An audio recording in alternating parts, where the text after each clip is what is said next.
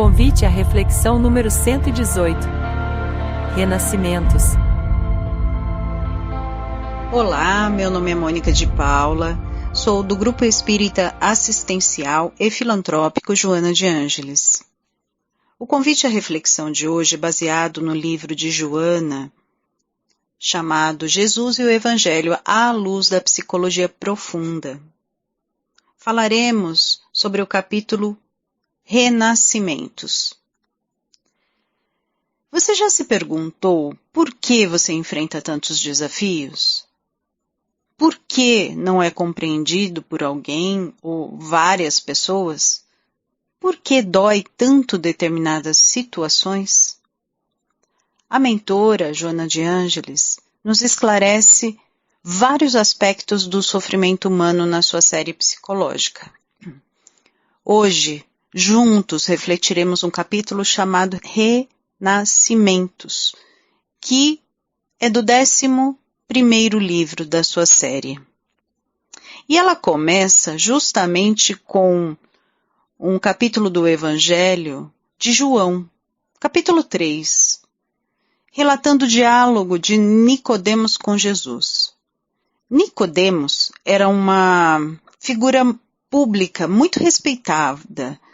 Ele representava o povo judeu diante de Roma como um membro do Sinédrio. O Sinédrio era, digamos, a corte suprema judia. E Nicodemos era um profundo conhecedor das leis de Moisés, a chamada Torá, e ele era mestre dos fariseus. Ele soube de Jesus e conseguiu um encontro à noite com esse homem que curava, encantava e que era muito diferente dos outros da sua época. Nicodemos tinha também dentro dele algumas perguntas que ninguém conseguia responder. E ele buscava incessavelmente. Ele buscava e nada e nem ninguém conseguia responder, assim como nós. E ele foi ao encontro de Jesus. E a frase icônica que João Evangelista narra no seu Evangelho, a frase, abre aspas, em verdade te digo que quem não nascer de novo não poderá ver o reino de Deus, fecha aspas. Dita por Jesus, reflete exatamente o que Jesus queria dizer. Jesus queria que Nicodemos, como um homem inteligente, como um homem perspicaz, refletisse, sim, a respeito de duas coisas. A existência da reencarnação como uma oportunidade de refazer, de fazer direito aquilo que não foi feito na encarnação anterior, e também algo a ser feito durante toda a vida, que é a renovação espiritual. A renovação íntima, a renovação da esperança, a renovação da fé. A proposta desse capítulo é despertar em nós a vontade de renascermos em muitos aspectos. Convenhamos, precisamos às vezes de dicas para que observemos que podemos sim renascer, que podemos mudar, que temos essa capacidade de fazer melhor. Porque muitas vezes a gente só critica ou a gente só vê o lado negativo da vida. E muitas vezes a gente até usa algumas palavras contra Deus. Muitas vezes a gente acha que o mundo não foi feito para a gente, mas o mundo, meus irmãos, ele não foi feito para a gente se sentir confortável.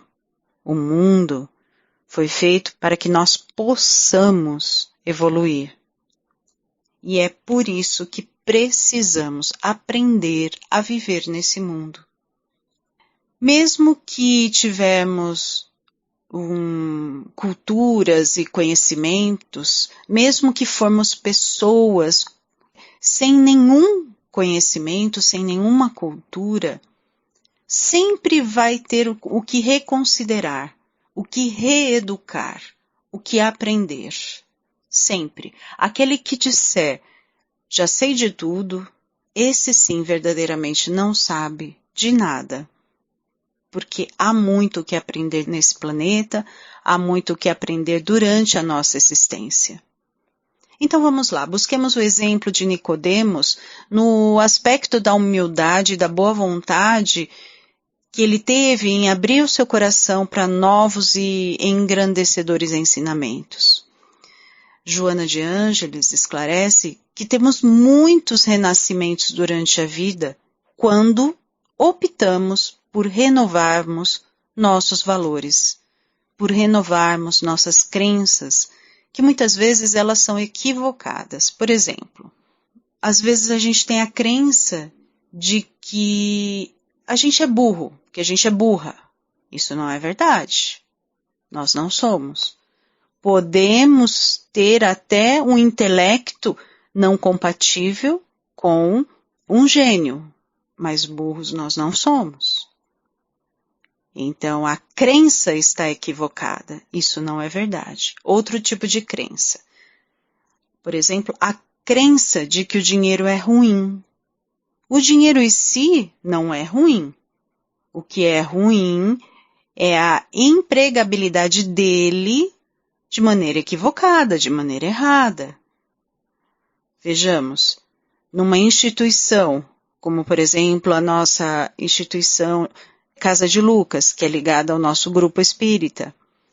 O dinheiro para ela é revertido para auxiliar centenas de crianças.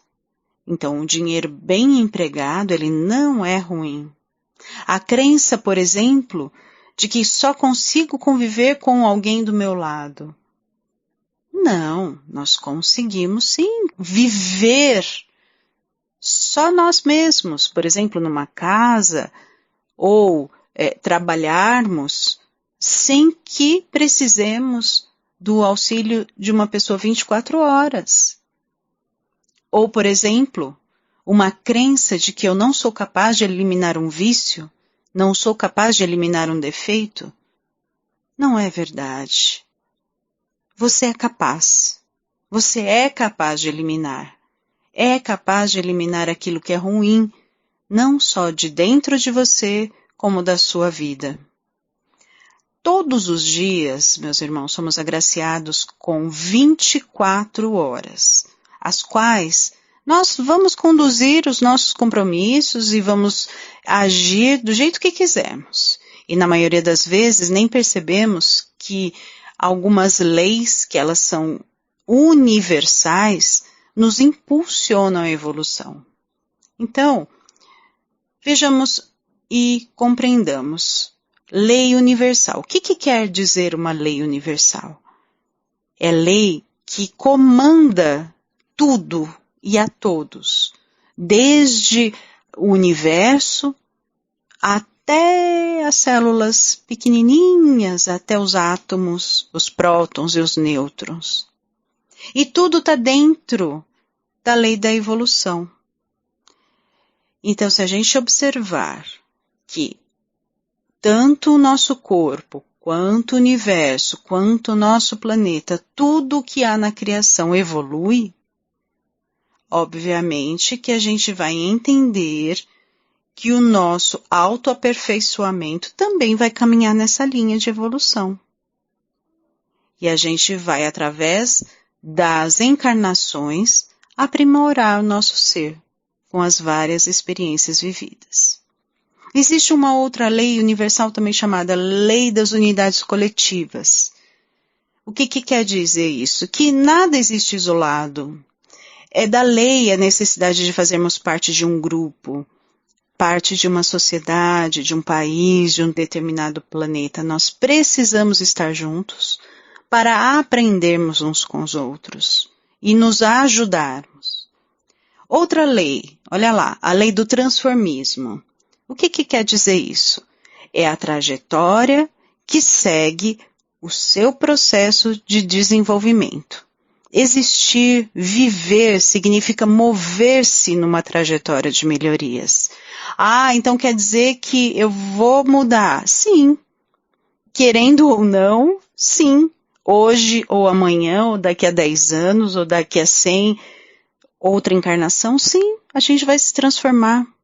A gente não aprende sabendo, a gente vai adquirindo o conhecimento e fazendo com que esse conhecimento melhore a nossa vida, melhore a nós mesmos. A lei do livre-arbítrio é outra lei universal. Sabe o que é isso? É o poder que temos de escolher entre o amor e a dor. A vida reage de acordo com nossas ações e nos oferta a oportunidade de aprender, a oportunidade de evoluir.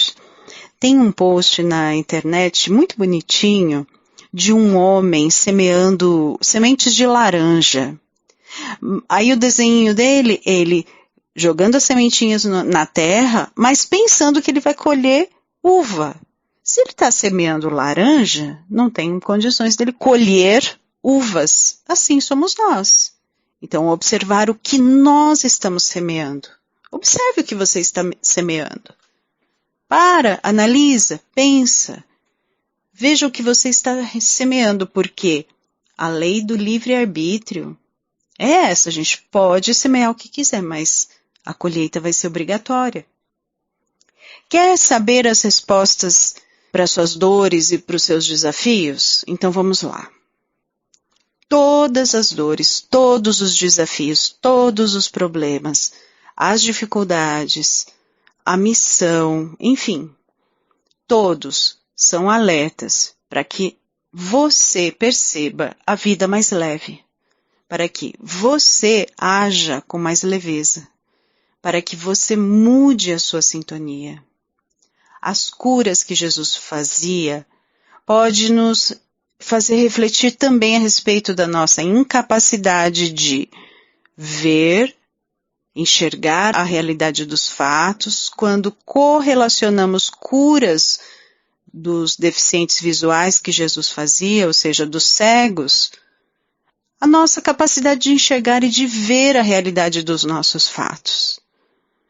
Alguns se curaram, sim, conseguiram enxergar, e outros não. Veja lá no Evangelho, assim somos nós. Como está a nossa incapacidade de enxergar a realidade dos fatos? A nossa facilidade de atrair obsessores, encarnados ou não, com a nossa maneira de pensar, nossa maneira de sentir. Quanto de raiva há no seu coração? O que ou quem eu ou você atrai com essa energia? Reflitamos sobre isso. A facilidade da gente atrair é exatamente a sintonia que a gente está conectado. É a maneira como eu penso, a maneira como eu sinto. Quanto há de amor, de leveza e quanto há de raiva, de angústia no seu coração. E aí você vai saber quem você vai estar atraindo para você. Pessoas muito alegres, pessoas com propostas de melhoria, com vontade de agir no bem, ou pessoas também com tristezas, com amarguras. A nossa falta de empatia ou a nossa falta de alteridade também é algo a pensar. Joana de Ângeles coloca que alteridade é respeitar as diferenças do outro. Você está respeitando as diferenças do outro? Ou você está criticando? Empatia é se colocar no lugar do outro e compreender os seus sentimentos. Você está conseguindo ter empatia? Entender que o outro tem sentimentos e respeitá-los? Com essa análise a gente vai compreendendo por que Jesus contou a parábola também do bom samaritano. Inúmeras parábolas ele contou. Mas analisando a alteridade e a empatia, a gente vai entendendo. A parábola do bom samaritano é não criticar, é ter respeito. É saber que o outro é diferente e tudo bem. Ajudar o outro no momento que ele precisa. E eliminar o preconceito totalmente da nossa vida. Agora que você está entendendo que é necessário repensar suas condições, suas crenças para conseguir renascer, ressignificando pontos importantes da sua vida, faça isso com mais intensidade, faça isso mais vezes durante a semana ou durante o dia. Emmanuel, no livro Fonte Viva, ensina-nos a reajustar algumas atitudes e assim renascendo dia a dia e adquirindo o reino de Deus em nós. Lá no capítulo 56 desse livro, ele nos convida a não remoer o passado ruim e só relembrar o que foi bom, a cultivar o amor e a fraternidade agora e soltar as algemas da ingratidão e as algemas do desafeto. Ele também fala que é imprescindível que reavaliemos as nossas ações, os nossos propósitos, trabalhando incansavelmente para superar os obstáculos que nos impedem evoluir. E assim seremos dignos da vitória sobre nós mesmos e sobre o tempo enquanto encarnados. Emmanuel termina dizendo que mais vale auxiliar ainda hoje que ser auxiliado amanhã. E Joana encerra o capítulo dizendo que o Mestre Jesus é libertador de consciências, pois propõe que cada um supere a própria inferioridade, porque ninguém pode ver o reino de Deus se não nascer de novo, o que significa limpar-se das mazelas conflitivas mediante a psicologia do amor e a psicologia da caridade, desfrutando, assim, de uma harmonia plena. Meus irmãos, não tenham medo de descobrir as sombras íntimas. Todos nós ainda as temos. Todos nós estamos aqui para evoluir, para eliminar essas sombras, trabalhando incansavelmente, com coragem, mediante a nossa própria autotransformação. Enfrentem com amor, com oração e com Jesus, se fortalecendo em oração e no bem e na caridade. Que Jesus os abençoe e um grande abraço a todos.